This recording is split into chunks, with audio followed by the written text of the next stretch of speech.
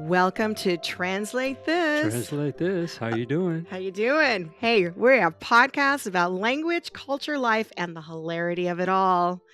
And you can find us, as we always let you know, at translatethis's-podcast.com or on Facebook at Translate This Podcast, on Instagram at Translate This _podcast, and Twitter at Translate This _P. So, Big P. Richard, What's up? what are you doing? Looking forward to this Yeah, podcast. yeah. You kept me definitely in the dark about this, and pretty excited about it. I have to tell you, I have been waiting for today. I am Uh-huh. so excited about this topic because not only is it near and dear to my heart, but it's just so incredibly controversial. And that's always fun. Of course, Yeah. controversy creates great Right. conversation, debates. It's Yeah. all good. We Yeah. need it. It's And healthy. and for everyone who doesn't know how we do our platform, every week or every podcast, Richard and I will trade topics, and one of us will know what the other one's talking about, and the other one is completely blind going to the subject matter. So this week, I'm the one that knows what's happening, and Richard is going to be wildly surprised as to what we're doing, and wildly surprised because it's not just me this week, Richard. Great. Yeah, we have 4 panel guests today. Wow, that's amazing. Yeah, I know. It's pretty exciting. People like us now. We're like getting some clout out All here. right. Yeah, All yeah, right. yeah. Well, let me go into what we're doing here. Each year, each year, beginning September 15th, Mm-hmm. for an entire 31-day period, the United States celebrates a special Heritage Month. Do you know what it is? Yes. Okay. Latin heritage. Okay. Remember you said that. Mm-hmm. Okay. Latin. Latino. Well, no. You said uh, Latin. I You was said Latin. I was trying to be neutral. No, we're going with your first. No, you got to go with your first response on that Uh-huh. one because Yeah. I'm going to hold you that. Okay. Yet the name of this month has been causing controversy for some Uh-huh. time. It started off as Hispanic Heritage Month, Mm-hmm. and then it morphed into Latino Heritage Month. Mm-hmm. And it's been widely believed that Hispanic stems from, and I don't know why wildly, but I guess, people think, okay, it comes from the old term of Hispaniola, implying the conquering of Spain over the Americas and the Caribbean countries that now speak Spanish as their dominant language. Hence, Latino became a more accepted term because it became the term that people living in Latin America say about themselves Mm-hmm. rather than having Hispanic put on them. Does that Right. make sense so far? Yes. Okay. So that's not the controversial part, even though Mhm. that is controversial, Right. right? Because we're always talking about a dominant culture coming in Yes. and taking, and the warlords and all that fun stuff Mm-hmm. and Colonialism. colonialism. And, as you know, and I know we've talked about this before, and it's a very, very difficult topic. Right. Yet today, this term continues to be controversial as a new label has emerged. Language evolves, as do cultures, Yes, right? we do, and language does. Yeah, exactly. And today we're going to be exploring the concept of Latinx or Latin-y or Latin, Let's do depending on this. how you want to say it, Latine. Okay. But before we get into that, before we can define this controversy, I invited, like I said, a few guests to help us with this complicated topic. And right now we're going to hear from them. So I'd like to have our guests introduce themselves. We're going to start with Gabriella. Hi, Melissa. Hi, Richard. Hi, How are Gabriella. you? Hello. Welcome. Thank you. Glad you're here. Great. Can you tell Super the audience excited a to be little bit here. about yourself? Sure. Well, I run 2 language translation companies, one in Argentina, HLA Translations, and the other one in the UK, Accentus Language Services. At the moment in Argentina, but I'm in the process of going to the UK. I'll be based in Manchester as soon as I can. Well, I am, in theory, technically, I am a Latina, but people from Argentina are slightly different from the image that US has about Latin origin. So if I go and do a genome test, I'm 98% European. So I normally define myself as just white, just plain boring white. And I've been in this industry for 22 years now. I've always been working with languages and cultural aspects and cultural differences, which are a beauty to me. That's amazing Great. and, also very complicated. Yeah. Yeah. Well, life is complicated, Yeah, so yeah. No, but that's wonderful, Gabriela. Thank you so much, and we're very excited to have you here. Next, I'd like to go to Carla. Hi, good morning. My name is Carla Itzkovich. I was the president of International Contact Inc. in Berkeley, California for 40 years and just recently sold my business. And so I'm a consultant. I'm calling you from Mexico today, where I'm from. And I have been working in language and consulting for 40 years. And I don't mind being Hispanic and Latin and all of those things all together at once. great, great. Welcome, Carla. Welcome, Carla, and congratulations again on the recent sale of your company. I know in our industry we were all congratulating you, and that 40 years to stand on your own 2 feet in this industry is amazing, and then to successfully sell your company, kudos to you. That's, career goals for me, definitely. Thank Uh, you so much. you're welcome. Okay, next on the list of guests, we have Carol. Good morning, everybody. I'm Carol Morning. Delandia. I am the CEO of Equal Access Language Services. It is a new company. I founded it 5 years ago, but I have been working on it full time about 3 years. I've been 10 years in the industry of interpreting and translation, 5 years as a social worker. Love the aspect, the cultural aspect of social work, and my ethnic background is Colombian. I'm Colombian, 100%, but I have lived half of my life in the U.S. Okay. Great. Thank you for sharing. Yeah, Richard, you lived in Colombia. I did Medellin. Yeah. Mm. And where were you at, Carol? I am based in Baltimore, Maryland. Yeah, and where in Colombia is your family from? Well, it's funny because my family is from the center of Colombia, from Cundinamarca and Boyacá, but I grew up in Barranca, so it's like all over the place. I have Great, three Wow. cultures. great. Okay, okay. And do you consider yourself what label? Well, I'm sort of like Carla. I am Latina, Hispanic, either Okay. goes well with me. Immigrant. Okay. I love that immigrant. Okay. Okay, Thank great. you. Thank you and congratulations on being here as a newer company, but actually equally important because we don't continue in this industry if we don't have new blood. So congratulations. So Thank you. um and now we have another guest. We have to talk about gender a little bit, Richard, and not have you be the only testosterone male.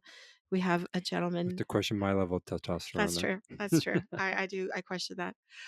We have another guest named Scott. Scott, please introduce yourself. Hey guys, thanks for having me. Welcome, Scott. I chose the gender neutral guys, increasingly gender neutral guys salutation. Mhm. Thanks for having me, and Richard. Glad I'm not the token male on this podcast, so I appreciate that. I'm also the token non Spanish speaking participant. I happen to have a background in German language and thought there was an interesting tie in there with that language. Um, I'm currently the principal consultant of Lokefluent Consulting, an independent consulting firm I established after having sold my company in 2015. I had founded and run advanced language translation from 1994 through 2015, which I ended up selling to Morningside Translations and worked for them for a few years. And now I'm doing my own thing on the consulting side. Um, I'm based in Western New York State, not far from both Toronto and Niagara Falls.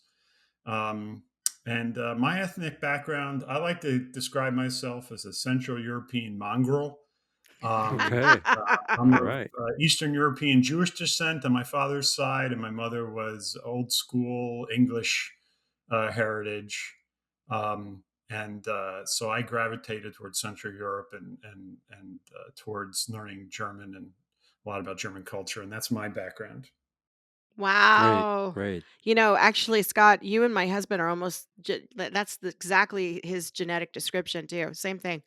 It's interesting how all of that pushes together and you find that one identity that you hold over toward. And he himself also, I think, when he thinks about his background, he finds himself thinking of, obviously of being an American, but with ancestral roots being mostly German. And interestingly enough, that's a big pull, and yet he's equally British. So I don't. It's kind of funny how we all do that. Like my father was British and German, and he also pulled to the German.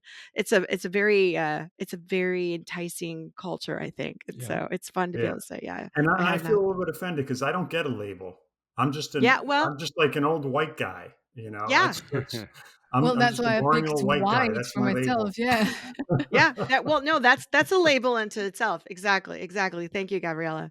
Okay, well, Um, let's do full disclosure also on our side. So, Richard, how would you consider yourself in this mix since we're all putting labels on ourselves? I'm probably the most difficult to label because I come from five different cultures, five ethnic groups. So I grew up in California. I really understand people having trouble labeling themselves. That's pretty much my whole life. Uh huh. Um, it's even hard to understand what it is to be an American. So I question all labels. I've spent my life questioning everything. So Hmm. I'm yeah, as excited about this topic, not just from a language perspective, but also identity and culture. So Great. yeah. That's a great answer. And of course, I am a person that is an American by birth Mhm. with strong Latin roots from her mother's side. My mother's from Guatemala. So, but I also, like you, come from mixed culture because my mother's Latin side, until recently, didn't acknowledge the indigenous part of their background. Right. And then, my father being an American of many generations in the United States, and but then identifying as British and German American. Right. So we have that label. And then, of course, you have the labels of what state you live in, because I can also say I'm a Californian Yeah. or I'm an Oregonian. It's easier to say Californian Yeah. than American, at least for me. Yeah. Yeah, Yeah. exactly. So, but if I had to pick my name right now for my label, Hmm. this is my argument. I've been identifying as a Latina. Right. However, I'm wondering, should that change now? So I'm going to get into the meat of this discussion. Um, so as Shakespeare says and has written, what's in a name, right? Right. Okay. Right. Well, apparently quite a bit. Okay. And so basically, I'm going to give you the term of Latin X and Latin E, basically, or Latine, which is also what I'm hearing. Yes. And why is this such a difficult term? So, according to Merriam Webster, Latinx was originally formed in the early aughts as a word for those of Latin American descent who do not identify as being of male or female gender, or simply who do not want to be identified at all by gender. Right. So, it's not a sexuality thing, Hmm. but a gender identity Identity. issue, Right. right? Then elcentro.com goes on to say that Latinx is the gender neutral alternative to Latina or Latino. It is a term used to describe a diverse group of people who have roots in Latin America. While it is unclear exactly when and where the term emerged, it is clear it emerged from the queer Latinx online communities in order to challenge the gender binary. So, again, it's Hmm. gender identity, but coming from sexually fluid communities. Right. Okay. So I think that's part of the confusion that has come the origination of the word. And however, if you notice in both of those definitions, it's talking about Latin American descent or Latin American heritage. So Okay. somebody like me, Uh-huh. right? Because I Mhm. wasn't born and raised in Latin America. I only lived there part of my life, but I'm not from there as Right. a Right. birthright. And also we know from pewresearch.com and I don't know, it could be Pew Research, but then I think about Catholic Church when I say that. So I just go Okay. to pwresearch.com. All right. That in 2020, this term was only heard by about 23% of US adults who self identify as Hispanic or Latino, and only 3% of the group that use this term then self identified as Latinx. So Hmm. 3% of that 23% in Yes. 2020, which means that 76% of the same ethnic and or racial population had never heard of it or identified with it as little as 2020. Right. That's not that long ago. Not that long ago. So what's the big fuss? Right. Grammar. Yes. What becomes official? What is acceptable? What is I get it. Right. It's complex. So for people who have no clue about why grammar is the issue on the basis of this, Spanish is a gender-based language that has grammatical rules, and its parts of speech change spelling to adjust to gender rules, such as the word table in Spanish is a feminine noun plus its article and is la mesa. Hmm. Okay, book is a masculine noun plus its article and is el libro. Hmm. But what about the people? Well, because a man is el hombre and a woman is la mujer. Right. And according to traditional grammatical rule in Spanish, when you have a group of people like Americans, in Spanish, you default to the masculine noun plus its article, los americanos. Hmm. Okay. Right. And to make matters worse, the word for people, which is a non count noun, meaning a word that is assumed to be at least one person, but to what extent past that we don't know. That noun in Spanish plus its article is feminine, la gente. Hmm. So there's even a Mhm. confusion in the base of the language Right. as to gender. So many argue that you cannot apply or simply ignore the rules of grammar, and you cannot impose a label that is trying to create a gender neutral name in a language that is based 100% in gender labels. And also, that the people that are imposing this are Yeah. not the native speakers or perhaps are only heritage speakers Yes. of this language. And in English, the same group of non binary or non gender identifying people have successfully adopted, though, the usage of the third person plural pronoun them, their, and theirs to self identify. Hmm. And this is what the new Latinx, Latine group would like to do as well, Right. to add more fuel to the fire. Fuel More fuel. to the Gets fire. even more complicated. In the United States, Hmm. in 2021, Domingo Garcia, the president of the League of United Latin American Citizens, Okay. LULAC, it's the oldest Latino civil rights organization in America, by the way. Right. I don't think people know about this. No. They should. Hmm. He stated that they're going to drop Latinx from the official communications postings and anything they do because it's unliked by so many Latinos. Right. And he said, I quote, "The reality is there's very little to no support for use or for its use, and it's sort of seen as something used inside the Beltway or in Ivy League tower settings." Mm. So there's some fighting words there. However, Okay. However, Ana Maria Rio Gonzalez, who is a PhD, posted an article on the National Library of Medicine called "To Latinx or Not to Latinx." Okay. See, going back to Interesting. Shakespeare, right? Interesting. A question of gender inclusivity versus gender neutrality gender. She Mm. argues that neutrality reflects a gender blind ideology in which gender categories Hmm. are rendered irrelevant when explaining inequity. Gender inclusivity, on the contrary, acknowledges gender as a source of disadvantage and, most important, explicitly challenges binary notions of gender and recognizes the plurality of identities beyond feminine and masculine dimensions, e.g., gender queer, gender non binary, gender fluid, agender. And she argues that Latinx should be used as a gender inclusive label and not as a gender neutral one. And that distinction actually in language is very, very big. So can I clarify? The Mhm. first one was about neutralizing everything, Mhm. and the other one is including as many people as we can. Yes. So she's arguing that it should be gender inclusive, not gender neutral.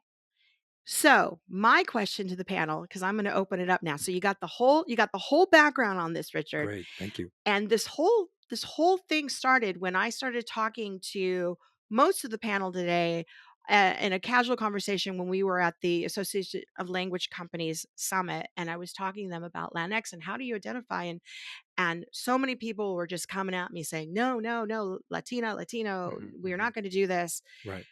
And I was like, "But what about our non-binary, Right. our brothers and sisters in that arena?" Hmm. Hmm. And we've seen the success of this in US. But how does that affect Latin America? How Right. is this going to affect languages that have gender as their rule? Hmm. So my first question to our panel, given that all people matter and a minority group of people of Latin descent feel completely ignored and marginalized, should we make this change? Do we move toward a gender inclusive platform and ignore grammar as US English has begun to do in this scenario? Who would like to answer that first? I can take that if you want to throw more fuel to the fire. Actually, so We need fuel. to Go ahead. I'm trying to narrow it down. So we're discussing these terms, Latinx, Latin E, in Spanish, right? So we're discussing them in Spanish, not in English. Because if we are discussing them in Spanish, as you know, there is the Royal Academy of the Language, of the Spanish language in Spain, which has been going on for hundreds of years, dictating the rules for the language, which doesn't exist in English.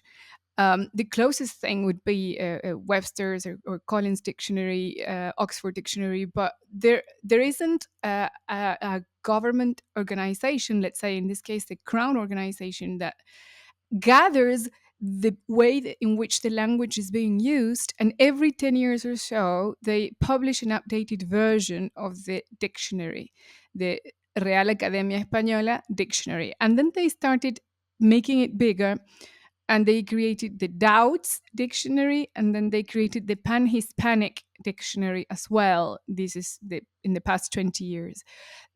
Those were amazing uh, upgrades, because there were lots of doubts. It was always criticized, the Royal Academy, to be very conservative and not Okay. accepting words used in America, in Spanish I versions see. in America. But now all Mhm. that's been, for better or worse, is kind of regulated and coded. When you say grammar, there is a source that's unquestionable and that dictates. It's the only language, I think, that has this. There is an organization that dictates the shape of the language and what you can do and you can't do. Of course, Mhm. it'll I take think years. actually, sorry to interrupt, Gabrielita, but French have it. I believe Germans have it, right, Scott? So I don't think it's that unique to Okay, Spain. but yeah, the Germans every now and then revise their spelling. I know that, and there's different spellings for like Portuguese. They have the Brazilian version, the Portugal version, but I'm not sure they are the same as the Royal Academy, or at least that's what they teach you at school when you learn Spanish in a Spanish-speaking country. When you learn Spanish like that, they teach you that, and there's the Royal Academy is like God. So anyway, from that perspective, it would take some time for any of these terms to be used long enough and widespread enough to be picked up and be included in this code. So that's the technical academic view of this. So basically, they would be okay to use as long as and questionable in some cases, or maybe colloquially used but not necessarily in formal written academic papers. So Right. these are being coined and used as we speak. And yes, I agree that they come from a gender fluid population, which isn't. I'm not sure about the numbers, how many people consider themselves as belonging to being transgender or being gender fluid, but it's fairly new that all this is out in the open. So I really don't know how soon all these are going to be accepted. In the meantime, I think it's okay to use them, but how but the meaning might not be the same for you or for me. Like for Yeah. someone it Yeah. could be the same, to me neutral, but for someone it could be. What I do believe that we need to, as linguists, I do believe that we as linguists need to be careful about is um, clarify the meaning, the intended meaning, and make sure that we're using it in a descriptive way, not necessarily as a way to segregate or offend anyone. It's very, very difficult because they are being used for segregation or not in a descriptive way, in the same way as racism, as racist Yeah, yeah. terms. Well, So Gabby, I'm gonna that's oh, my take on.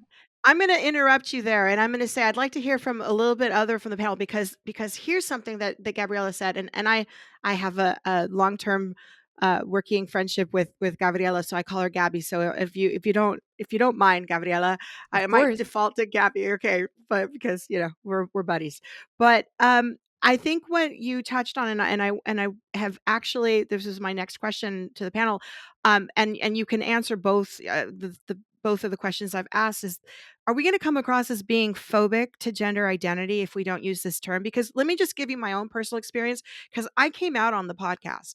And when I mean by I came out, it means exactly what you think it means. And so I'm a bisexual female. And so I now have a term of Latinx that I can incorporate not only as a person, but legally as a company in particular. I do a lot of work in Los Angeles. So in Los Angeles, I can actually certify my company as a Latinx company. That is a thing now. So to add that, I know what Gabrielle is saying is coming from the Spanish language, which is one of the things that we need to identify and address here. But also on the other side of the coin, I completely agree with her with the RA, because that is the Bible of Spanish. And I agree with Carla that they have these other dictionaries and these other sources of hierarchy and other languages. They do exist, maybe not propagated as much as the Spanish RA because they are very vocal about it, and there is a lot of people who speak Spanish globally, right? But I do think, though, that I'd like to hear from the rest of the panel what you think about that and what you think about the part of, even if they're of Latin descent in the US, anybody can name themselves whatever they want. But what about the Latinos, or what about people in the Americas, in the Caribbean, in Africa, and everywhere else that the diaspora has settled out of Spain? What do you think about themselves calling themselves Latinx, or let alone even Latin? Should they even be using that? Should they be using a different term? Should we just not even have that? Not a huge fan of dictating in general. I think that's one of the challenges here. Royal Academy aside, I think dictates when it comes to language are problematic to begin with. It goes against the reality of language, right? The evolution that Richard mentioned, we're all constantly evolving, and language is the prime example of that. It's a fine balance between the political realities of inclusivity and the practical challenges of language itself. I mean, the one reason why this is going to probably die on the vine is the impractical nature of it for daily communication. It makes communication very difficult for people to navigate. Um, all accommodations and willing accommodations aside, if it doesn't work linguistically, it will die. It's as simple as that. It will Mhm. die. Makes sense. That makes And Makes sense. I'm sense. sorry. I'm sorry to say it. If for people who really believe it's important for political reasons and social reasons, it, again, has my statements have nothing to do on inclusivity. I believe in inclusivity. I think it's vital to our evolution as a species. But to dictate, you know, the endings of nouns in a text stream and when people speak is very problematic. It's very problematic. Do you Speaking mind in If if the I I terms may say respond to perspective, something, Scott? it's I I think that impractical. definitely want to deserves. jump in. Let me go ahead, and I'm gonna go ahead and ask Carol to join in here. She's been waiting to jump in. Yes, so from my research, I found that the term was actually created in the US, and it was in the academic world, sort of to address the problem of inclusiveness. And I like the idea that it jumped from neutrality to inclusiveness. So I think from that standpoint, if we are talking about colonialism, people like me will feel that it is an imposition, is another colonial thing to do to the language, to try to impose the X. However, that doesn't mean I'm against inclusion. In fact, the entire company that I created is called Equal Access. I believe in equal access. So to me, the issue I have with it is that I see it as the term Latinx as a superficial fix for the problem of exclusion. I don't believe that using it will automatically solve the fact that non-binary people feel excluded. And if that alone were to solve the issue, then the issue is just as superficial as the solution. So that's my stance with it. I don't think it is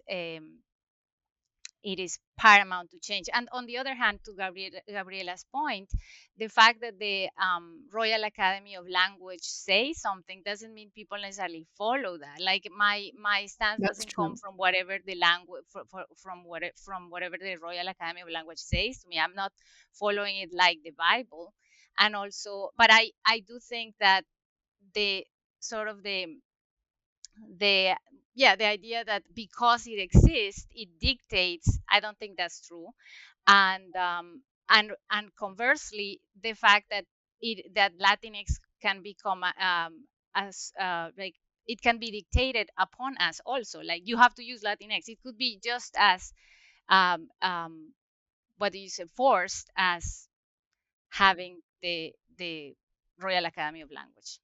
So I want to go to Carla next, and I just want to say that all of these are amazing jumping off points. And after we hear from Carla, Richard's got some questions for you all. I see him I'm busily writing writing notes. I'm notes writing down. So notes. be ready. So Carla, what's your take on all of this so far? You did say that it was a hot topic and we're pouring fuel on the fire, right? Yep. And Please keep the going. thing is that for us at International Contact, it started not so much with Latinx, but with the fact that when you translate something educational for children, for example, you have to be determinative in Spanish to say el hijo o la hija, the son or the daughter. You can't just say generally the child, although you could, and you could try to make an effort for that. And so before anybody had thought of Latinx or gender equality or anything like that, we were struggling when you make a maternity translation, right? Are you going to make it gender inclusive when you're Hmm. targeting mostly females, right? But then are you excluding someone? And so we tried different methods. We tried maybe salt and pepper, like the first time you say the son, and then later you say the daughter, or you try to put the X. And then as translators, we run the problem that everybody wants you to be accurate. And that's why we run to the RAE, is because if it's not at the Royal Academy, then they can say that it's not accurate, right? But the truth Right. is, as Richard said, and you said, language is evolving to communicate. We're talking about communicating, and it's formative in terms of whether, I mean, one of the things I love in English, which is not a gender language, is that actresses don't want to be called actresses Right. anymore. They want to be called actors. And I noticed that we have stewardesses and we have seamstresses, but we don't have lawyeresses and we don't have doctoresses, you Hmm. know. Right. And so maybe it's a power position directly in the language. So, as linguists and as communicators, the question is, what is it that you're trying to accomplish? And if you're educating, should you be supporting something that is more inclusive and not determinative in the language? At the same time, it's not practical, as Scott said. There is Right. no easy solution, and we're way too early in the cycle to say we're going to nix it or we're going to include it, because most of the time it's reflexive. I mean, I remember when we started doing, sorry, I'll just say a couple more things. When we started doing tú versus usted, the whole Ah, Hispanic yes. language has changed from the formal and the informal, where it had very strict societal rules culturally about who you talk to in the formal, who you talk to in the informal. And yet now, because society has moved to be very informal, all of the publicity in Mexico is in the tú. Yep. So I think it's way too early in the cycle to say, Latinx is not going to survive. And the last point I just want to make is that we have the neutral N So why couldn't we just be Latin? Right. So that's a very, Mm. very good point. And I know Richard, you're going to jump over here. I want everyone to think about that because I want to go back to that point. And we're going to actually, when we go back to the point, we're going to go to Scott first because we're going to talk about neutral pronouns in German. So before we go there, Richard, fire away Well, here. I don't know. I have three things. I don't know which one to say Oh, first, that's so but exciting. It's so fun. well, I want to bring this up. I my perspective of Latinx. Oh, I'm sorry. Oh, Tell sorry. them, explain them your relationship with the Spanish language though. I don't think we've said that to them. Well, I did not grow up speaking Spanish in my home. I grew up speaking Spanish as a young teenager, growing up in California, surrounded by uh, Latin communities, and all my friends spoke Spanish. So I just grew up in it. I've traveled across many countries in Latin America. I taught basic language classes in Spanish. I've taught English in other countries. So I'm really immersed in the topic. So I want you all to know that this is a topic that I think about all the time. Well, but you are an actual certified like from your degree and Hmm. certified by the state of California and Oregon as a Spanish teacher. Spanish teacher, So yes. so this all Yeah, pertains and to I don't know Lat- how you would manage this now I if you're was still teaching. teaching high school Spanish when the topic came up and what should be taught and how do you include it. And the whole time I was really looking at it from a language instructor's perspective, like how does this work grammatically? How do you use it in complex situations? So I'm very pragmatic about using it, but on a political side, I completely understand why the term Latinx is used, and I tend to look at it as like as some people who know from African American experiences of when um, people of African descent in the United States learned that because of their African roots, their surname was from a slave owner that they wanted to reject their surname. So a lot of them said X as their last name. So, for example, Malcolm X. And I saw Latinx as a political rejection of saying this doesn't represent us, but it doesn't necessarily mean this is the solution. So the way I look at it, I'm curious about everyone's thoughts is, and this is what I think is that it's not a solution. It's a political statement saying we don't accept this, but we all should find something more inclusive that works grammatically. So you're okay though, and I'm just going to clarify this for the audience. Are you okay? And I'm just going to also say because I am grammatically speaking not okay, but politically speaking okay with the usage of their, them, and theirs because I it drives me insane knowing that it's third person plural, but Mhm. I would not want somebody to go around and referring to themselves as it either because it's Right. in our English language it's dehumanizing. Hmm. And so I think it's great that there's been a solution. So would but in Spanish, if you have los, Hmm. right, Right. it's still not going to work Hmm. because you Yeah. have las Well, unless that's there's where a the less. E comes in, and the E seems to be a better solution, using the E in terms of gender and neutralizing it basically. But like I said, I'm not. I don't consider myself the expert, especially now because I want to listen to everybody's thoughts and be open minded. So Mhm. I'm going to leave it I can there. So explain you the E on in Spanish. Introducing the E to try to be. There are arguments for and against. The arguments against are that there's one form in which it means masculine. It's a very technical explanation. For example, le quieres, do you love him? That applies only Hmm. to the masculine when used as in that way, as a pronoun. It's not feminine. Mhm. But on the other hand, there are many words coming from Latin in Spanish that end in E, actually end in ente, like gerente, paciente, and that Uh-huh. end and Right. in that meaning it just means people. It's not necessarily, that's not gender related. So there are Right. workarounds.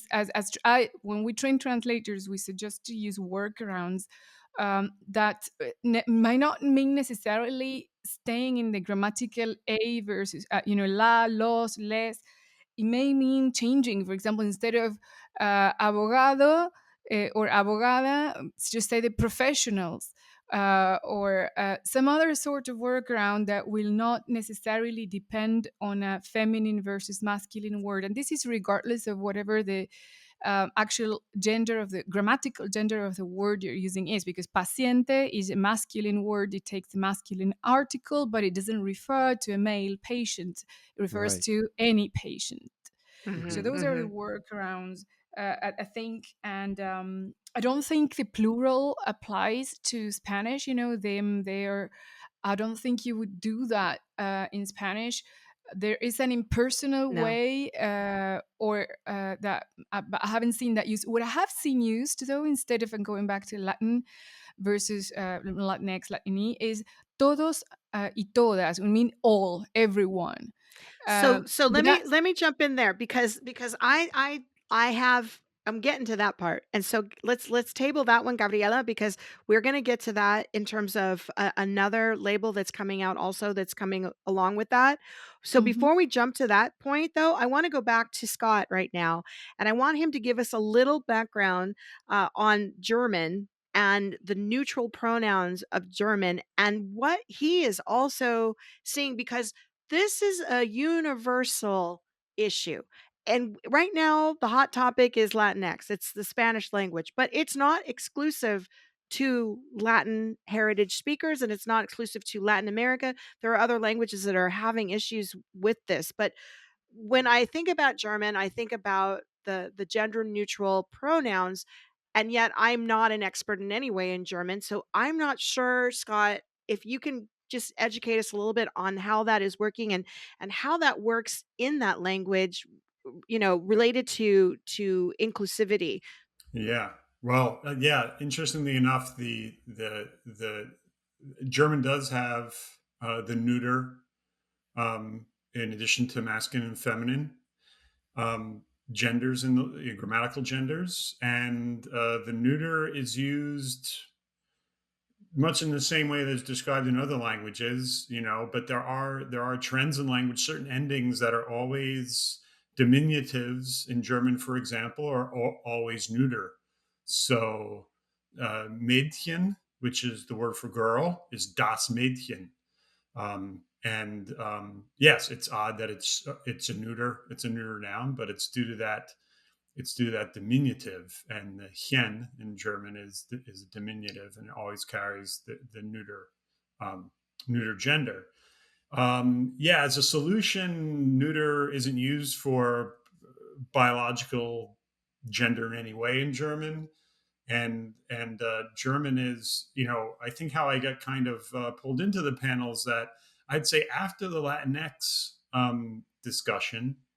Um, what I've been seeing is a lot of heat, in media in Germany about this, and even just this morning, the New York Post, not my go-to publication, but the headline caught my eye: Cambridge University ripped for woke gender-neutral German curriculum.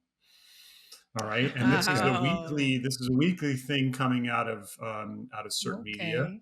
not always the Wow. most enlightened media necessarily politically, but and within German media itself, it's an ongoing issue, but it's all politicized, and Right. that's exacerbated by the impracticalities of it, and Yes. even going back Completely. as far as the 1980s, I remember being an exchange student at an Austrian university and being confronted with attempts at greater inclusivity, dealing with plurals, gendered plurals in German: Studenten, male students; Studentinnen, female students. And Mm. if the university was issuing a publication or a communique out to the student body, tradition would be that the male plural form would be used, and of course this Mhm. was objected to as being non-inclusive. And now you come up with a mix of very unwieldy, and in German being a very, agglutinated long language, you know, lieber Studenten, Studentinnen, or a Mm. slash used with a hyphen in at the end or something. It just becomes Mhm. very, and it's still common to see that, but it's not being handled well. People still struggle with it, and Mhm. Mhm. it's really left to the organization that's doing the communication to decide what their style standard is going to be. But Yeah. much which like is the very Royal different. Academy in the public media, the older traditions tend to be followed. I Okay. was going to Okay. say that it's very different in translation than in just communication, as I was mentioning. Right. Because in Yes. Yes. communication, you can target what you want to accomplish, but in translation, you still have to be accurate, but you don't want to be too cumbersome, but you want to be inclusive, and you're going to Right. be judged by the RAE. So it's very Right. complicated. But I think the bottom line is that when the communication becomes untenable and you need either that inclusivity or that bringing up or whatever, I just wanted to quickly mention that there are languages that are genderless, like Chinese. And if you Yes. Yeah. hear from Hmm. people who speak in English, they'll call a she a he very Mhm. Hmm. often just because they don't use that kind of Right. determination. Right. And yet Exactly. it's still a very sexist language. So it Okay. doesn't mean one thing or another. But again, we're in the middle of the trajectory or in the beginning of the trajectory. And a valid question would be, does the RAE catch up to the usage? Yes, and that is exactly what I'm arguing here. Is I'm not arguing, and to be quite frank, I don't want necessarily to put uh my identity in that manner. So when I have my, and as many of you may have had these certifications, I'm certified as a company as a minority female business owner. Now I have this other certification that can apply, but this other certification is identifying as I'm not gender neutral. I identify as female. So it's really it's more of my sexuality that's getting defined. So if I get to include Latinx as my certification, that is, even though I'm proud and loud, but the point is that should that even be a thing? Shouldn't we just be looking at people and it goes back to the other labels. So going back to Gabriella's point, I want to get back to that because there's another thing that's going around too, and I don't know if anybody's been picking up on this, but titles of before names like Mr., Mrs., Ms., people are using MX now, Uh-huh. and they're removing the R, the S, the RS, Hmm. the ISS, and if everybody doesn't know, Mister is also short for master, which is also greatly offensive for many cultures. So, even though it comes Hmm. from the English and Germanic roots, but um, and of course Latin as well, but MX, Richard, Hmm. would you sign your name MX Fisher? I haven't even thought of it. I mean, I have to process that. I need process time for that. Because But yeah. I remember when Miss and Mrs. Identifying if you're married or unmarried was normal back when I was a kid, Uh-huh. and then MS said this is neutralized, and then Uh-huh. it's accepted. And I'm thinking more and more about how our society, the American English, was evolving, and we accepted it with time. People need to process it, but Mhm. ultimately, people accept it. Like when I see someone's name, it says MS, so they don't have to identify if they're married or not, Mhm. um, Or divorced. or divorced. That they shouldn't. Like, why should a woman have to do it and the man never has to? Right. So it's just so logical to let the language evolve to allow people to exist in their own way and to Mhm. not have to feel lesser because they're female or because they're gender fluid. Yeah, or non-binary. And so that goes back to the Gabriella's point. I'd like her to speak about that now, about using todos and not todas, but todos Mm. as all, Yeah. or Yeah. todas, I mean, I guess you would have to, so it wouldn't pertain perhaps maybe to the gender, but it would pertain to the gender of the object. And how would that work in Spanish? How do you think that could work?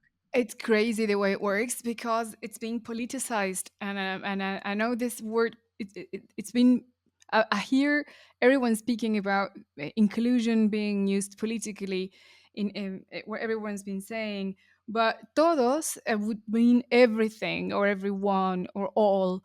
So it already includes feminine, it includes everything, but it's being used todos y this is specifically for Argentina. I'm not sure about Mexico or Colombia or the US. You can guys Okay. clarify if you want. But in Argentina, it's been used politically. So say, okay, well, todos is offensive because it doesn't include women. So we should, and everybody should say todos y todas. So it becomes endless. And then non binary jumped in and said, well, this is offensive because you're not being considered. And so it's todes. Now, les chiques, instead of the children, los Chicas, chicos, las yeah, I chicas, is heard the that. chicas. The So chiques. the E has been added to every single word that used to have something, and it becomes completely impossible to understand. It's not just confusing, it's impossible to understand the meaning of what's being said when people make heavy use of all these. If you were to use it all the time, it'll be impossible to communicate. So I think it defeats the purpose to have all this discussion. I don't think if you ask me personally, I don't think it's really relevant. I think it's being used politically in some way, but do you care? I mean, I don't care how the person I'm speaking with identifies in their sexuality, in their ethnic origin.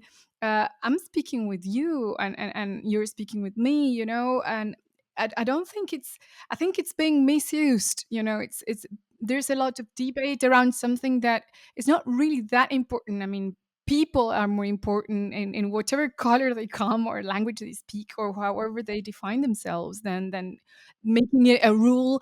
And I think the intention here is what counts.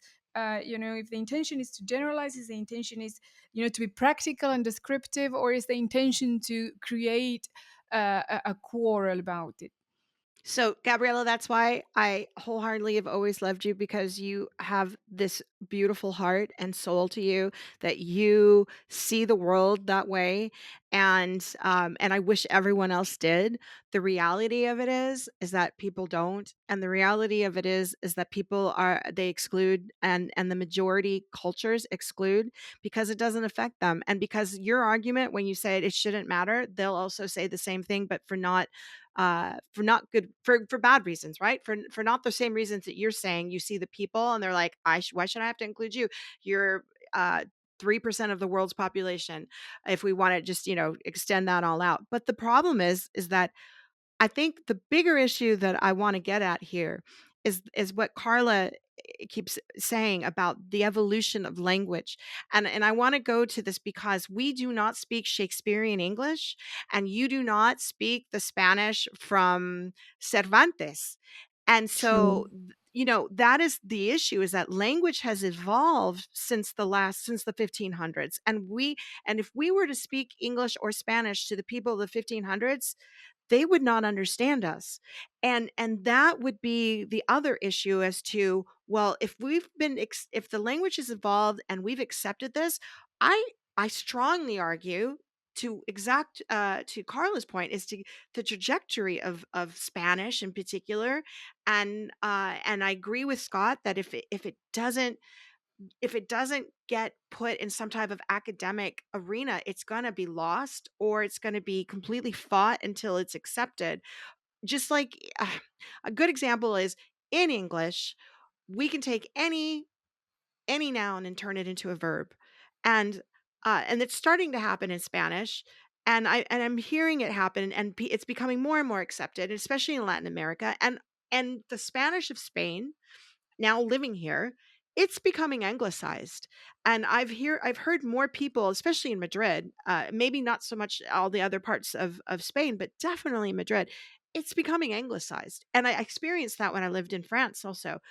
Absolutely not in Quebec, because we know what happens there if you try to speak and add other words that are not approved by the Quebecois. That's not going to happen. But I also like the argument about the Chinese language. It is gender neutral, but also incredibly sexist. So this is the problem. If we use the word todos, what Gabby just said, that it doesn't include a female pronoun, or it's always deferring to male, and the neuter and German does not. So if you have an E in Spanish, is that the answer? And Richard, Well, I just want to go say ahead. I want to say to Gabriela that I understand your frustration, and I think it's your frustration may be misinterpreted, because I think what's happening is a flood of evolution, and I don't think Mhm. evolution of language happens in is structurally. It happens word by word. It happens, new words get introduced, old words get thrown out, and it's very subtle, and it happens over decades. And I think this is a tidal wave of change that a lot of us are just, we have no idea how it's going to affect us as we speak, as we work, if we work in the field. So I understand that frustration, and I think it's a question. It's not a question of do we want to evolve or not. It's just how much and how fast. Yes. I would have Totally, I a completely question. agree. Yeah. Carla, go How ahead.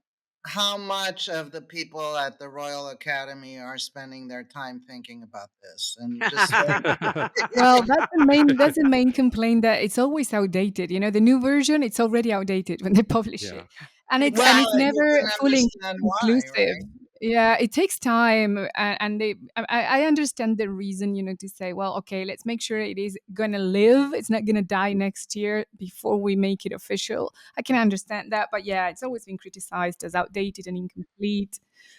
But I do think that it's about intention, and I do believe one thing, and this is about the evolution of languages in general. Um, the first making things visible, unless there is a word for it, it doesn't exist, whatever that is. So I do think it's a positive outcome that even if it's so fast that it's confusing and we don't agree on the meanings, but I do believe it's a good thing that we have new words to represent things that we weren't seeing before, just because they're invisible unless there's a word for it. A very Right. good point. And also that, language is determinative, like we started in the beginning. So if you want to apply some consciousness to it, but it cannot be dictated because otherwise we would all be speaking Esperanto. I mean, Esperanto Exactly. was created in order to bridge It's all a of these who? gaps, but it hasn't gone very far in its whatever 200 years of existence because you cannot dictate language. It gets adopted by the culture, and the culture determines the language. And if the culture, to your point, Melissa, that Hmm. if the culture is demanding that inclusivity and all of that kind of thing. Before we end, I wanted to just mention that in writing, I am partial to using the at sign in Spanish. The Ah, problem is that yes. when you read that, you can't really read it. So instead of putting an A or an O, you just put the at sign, which is like an A, arroba in Spanish. And Right. Exactly. that allows you to be more inclusive in writing without ending up with like 25 million more words, Scott, that you have Hmm. to But how do you Right. read it? How do you read well, that, Carla? you read it whoever's in front of you, or you don't read it, Gabriela, Oh, okay. and you understand that it's trying to be inclusive because you Yep. support that. And so That's the I personally intention. like that because that's the intention. And you Yep. can still read the plural masculine, and we're going to wait until the RAE wakes up to the fact that there's a revolution going on. Yes. And I wonder, like, does anybody know whether they've already said that two is okay for a bunch of usage? I mean, Absolutely has not come out to say that as far as I know, and I'll tell you why. And that's a perfect example because we just translated through our company one of the state's voter pamphlets, one of the United States voter pamphlets for all, and they put it into 14 languages, and of course they had internal reviewers, and the biggest review team was the Spanish language team. They had like 14 people for the 14 languages, but of the 14 people just for Spanish. And then they had like maybe one reviewer for one of the other languages, two for the other language, but 14 for Spanish. And I had told them that because we are localizing it to speakers of Spanish in North America, which we know Yeah. is Mexico, right? Right. Spanish for the United States, Depending on the and state, depending on right. the state. If you go to Right. Florida, Well, it's not gonna be Mexico. that's true. That's true. Well, but North America includes Mexico is my point, geographically. That's true. Yeah. Geographically, that's what I'm saying. And so you have to go with the geography, the things that are, and you got the Caribe close by, to your point, Gabriela, on the other side. But North America includes Mexico, Canada, and the United States. And until they decide to include Latin America in the middle, Central America that doesn't even have a continent, it's not going to. So my point to that is I went to them and I said, "Look, are you going to have a conversation with your what kind of tone are you setting? Are you having a conversation with your readers? Are you, you can use too because you are using it as a informative and a marketing piece. So you can break some of the rules. Normally you just default to usted because you don't know the people and you don't know who's reading it. And so they're like, you know what? I like that. That's progressive. And that's it was a progressive state. And they're like, that sounds good. And they were a West Coast state. And so I'm like, okay, you're probably going to have an audience that's going to be receptive to that, especially the readers that you are. Most of the readers come from Mexico that would be reading this language pieces. And then they came back to us and there was just this giant rejection.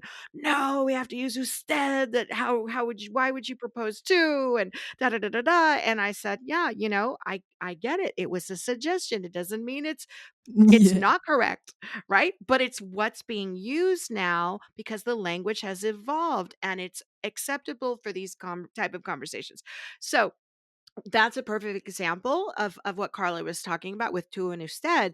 But I want to ask another crazy point to this before we conclude on this. I want to ask all of you, when are we going to, as people of heritage speakers or people from Latin American, and I keep saying Latin America because we don't have another word for it, from the Americas, right? And again, it's another loaded term. It's another Well, loaded term. Americas with an S is Yeah, accepted. Americas but, from the Americas, from that side of the world.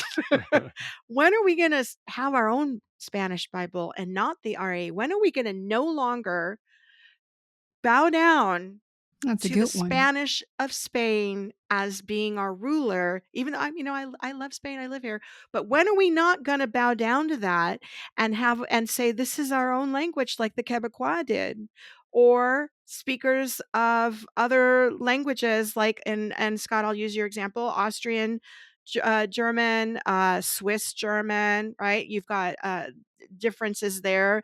Um, and you have Frisian and Dutch that all came from there, and so, or Frisian, sorry. I want to add to You that add, too. add to it. Another question. Yeah.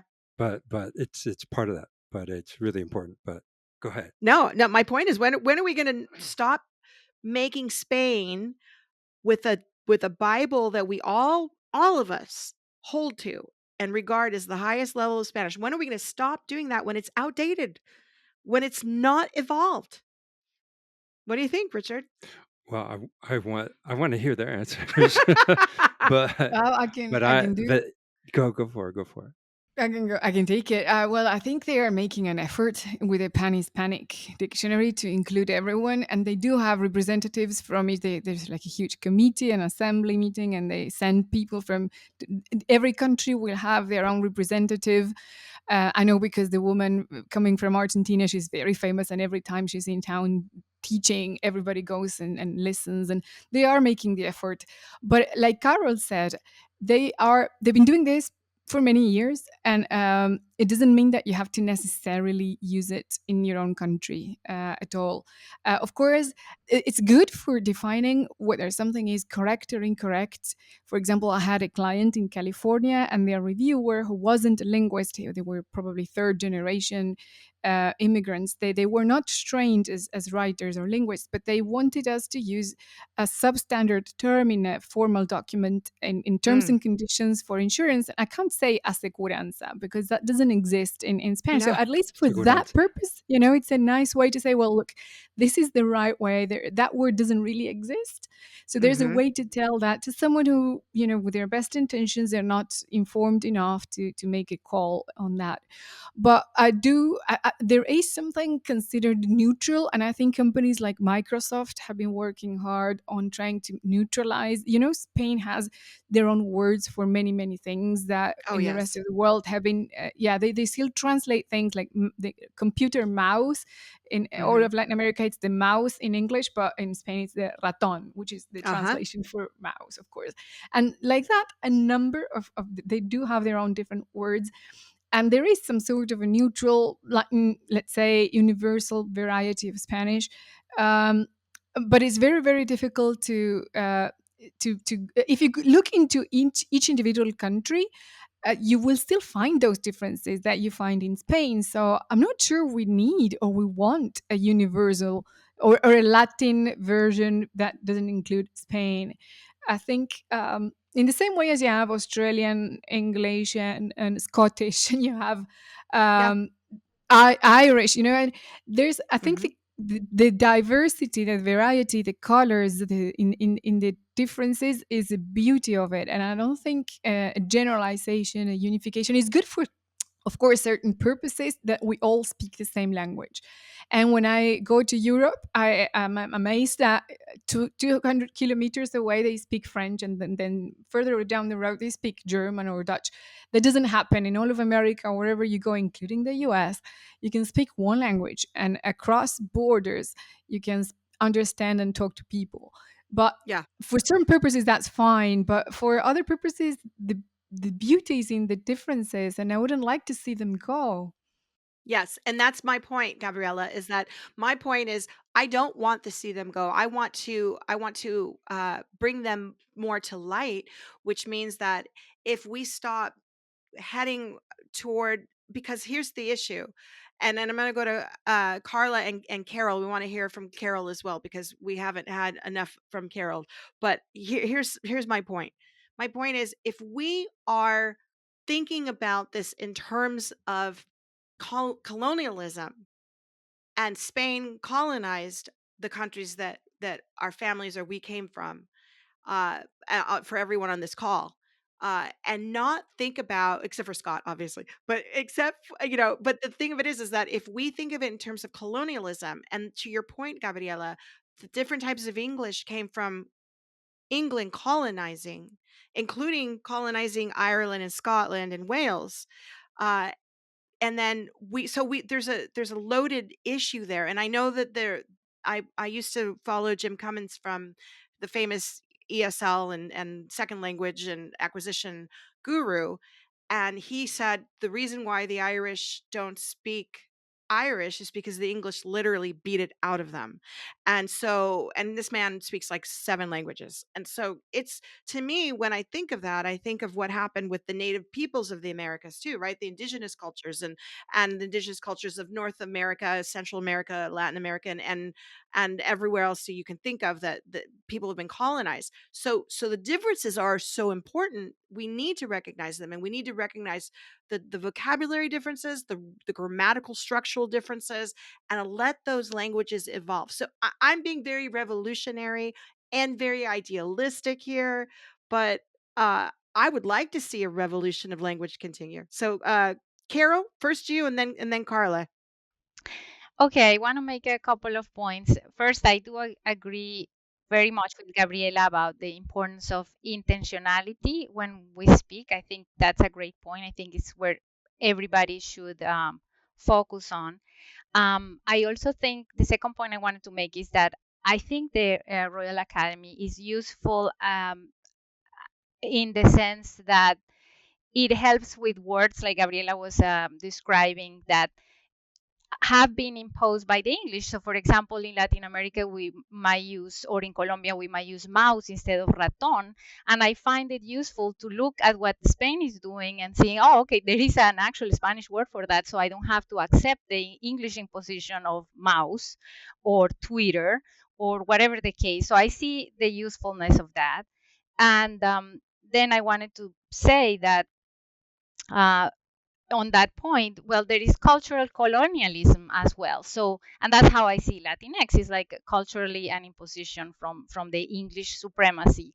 And so I Good I point. think, or to your point, Melissa, is it's important that we keep this diversity. I think part of the problem is that we have this English supremacy, and that's why the U.S. has this paradox where we have so much variety of language. We speak more than 300 languages on any given day, yet is where languages come to die because of the English supremacy, because we're trying to impose that. So, Right. and that the last point is simply that we need to continue focusing on inclusivity. I mean, I just don't think this is where it ends. You know, words are powerful, and I think they should be used to include people. um I just don't think the focus should be only on the X at the end of Latin, uh, Hmm. but definitely use words to include people and how we use those words. That's well stated. Carla? Yeah, I mean, I just wanted to say that authorities and, Real Academias are probably also instruments of the past that are going to ultimately die. But communication is about understanding and clarity, and those rules help to make the communication clear. But ultimately people aren't even talking, we're using emojis. And are you really going to translate are you really going to translate LOL, which is being used in Spanish everywhere? It's like it's a Uh-huh. word already in Yeah. English. It's a word lol. People Yeah. speak it lol. They go, Uh-huh. oh lol.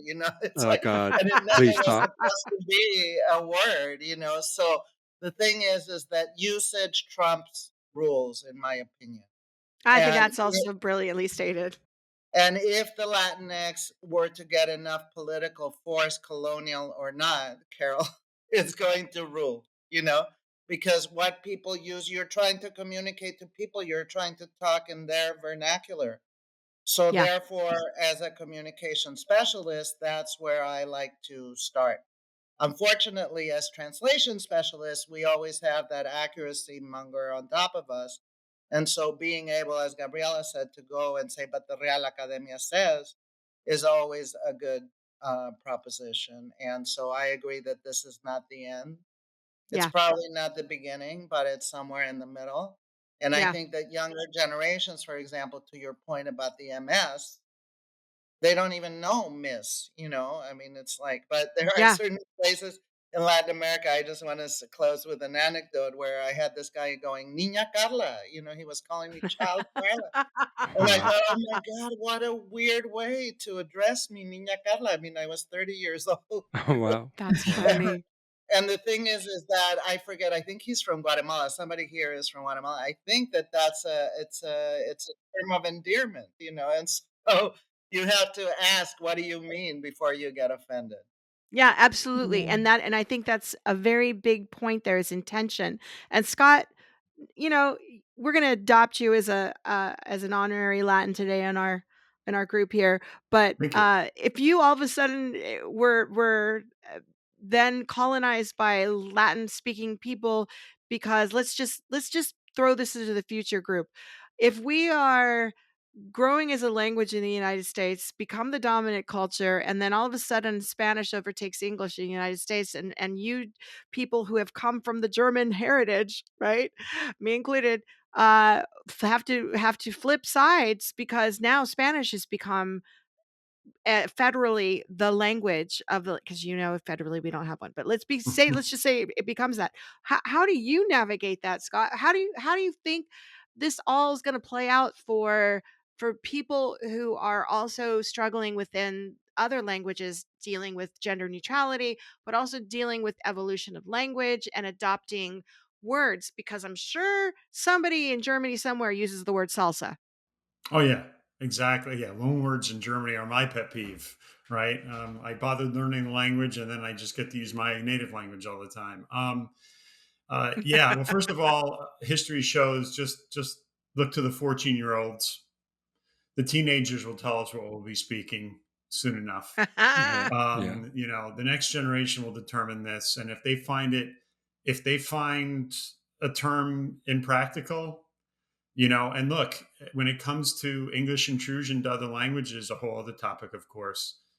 Yes. it, this is a style question, right? A lot of it comes down to also how people feel and in groups and how the language makes them feel part of the trends. So a lot of it will be determined by that. But all I'm saying is that the structural sides. This is a case like going back to Richard's example of the Miz back in, because I remember that quite well too, coming up in the 70s and 80s and that transition. Right. It happened very naturally.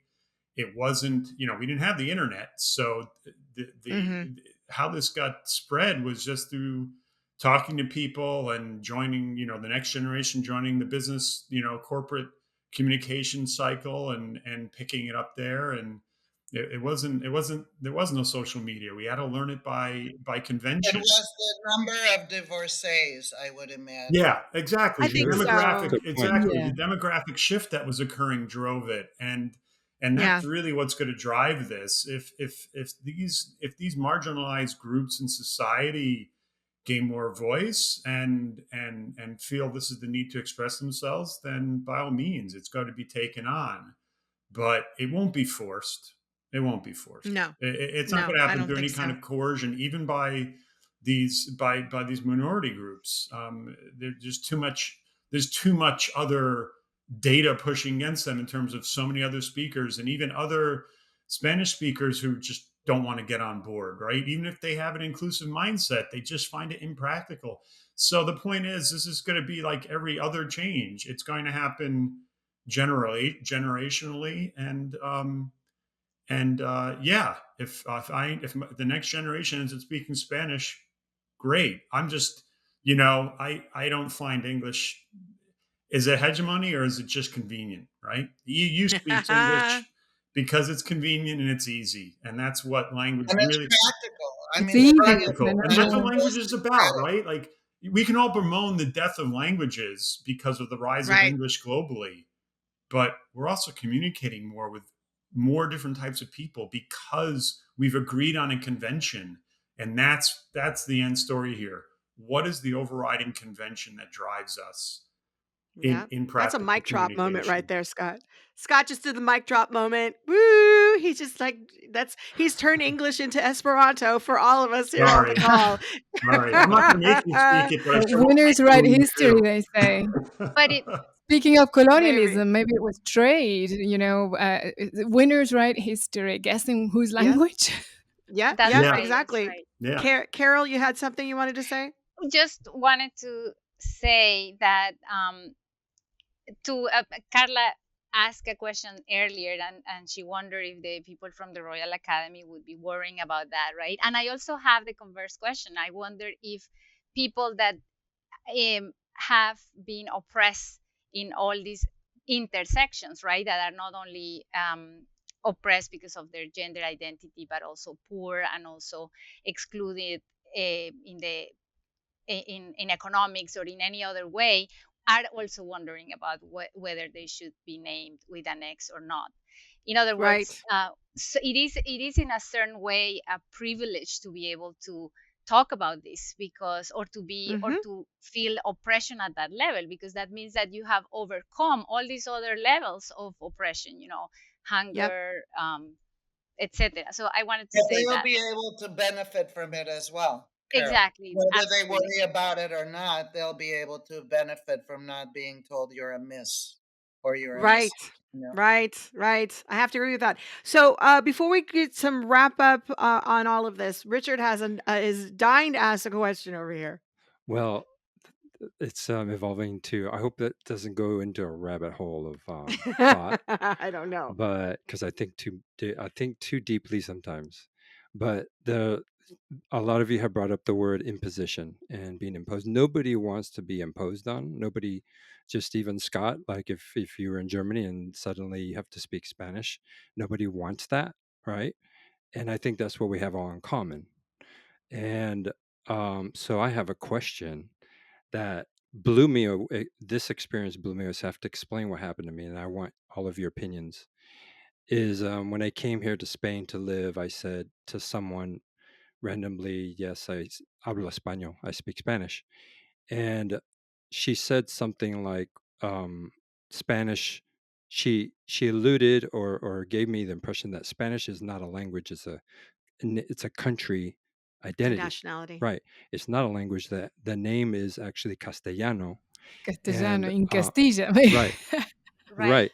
And this is an example, and I really want to hear all of your opinions. And I would love to hear Scott too. Just I don't know how much he knows about this, but the word when you say Spanish is actually an imposed language on cultures within Spain, and and if you can elaborate, all of you, your thoughts on that.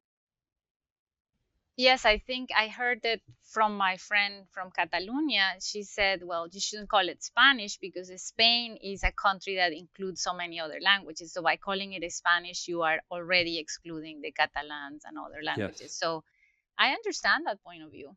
That's all I have to say. In But it's Argentina, also it's not called, I think it's a US thing. In Argentina, it isn't called Spanish. I learned that by going to the US. In Argentina, it's called Castellano. We speak Yeah. Castellano. We don't speak Uh-huh. Spanish. Right. Carla? Well, I was going to say that we all know that the name of the language is Castellano, but that itself was an imposition on the other languages, you know. So I would like to go back to the idea that a label is only a label, and you Right. don't need Mhm. to put on the shoe if it doesn't fit. But what we're Right. trying to do is communicate. Right. And so Right. Right. if everybody knows Spanish, or if everybody's going to understand you faster if you say Spanish than Castellano. I mean, one of the things that I laugh about all the time is that you know why Americans think that the Cinco de Mayo is Mexican Independence Day. Right. Right. It's because Yes. they The can't reason to drink. pronounce the 16, they can't pronounce the 16 de septiembre. So That is And when you're great. drinking, it's too long to say anyway. Yeah, yeah. Too much drinking going on those so days. Yeah. you know, language is pragmatic. People speak it or not, and also power is in the language. So those people that Carol was talking about that don't have command of the language, and unfortunately, right now I'm in Baja California where they speak a lot of English because they mostly deal with tourists, and Yeah. I Mhm. find that their Spanish has degraded tremendously. Yeah. And so you Mhm. end up with people who don't speak Spanish and they don't speak English, you know. Right. But ultimately, can you communicate?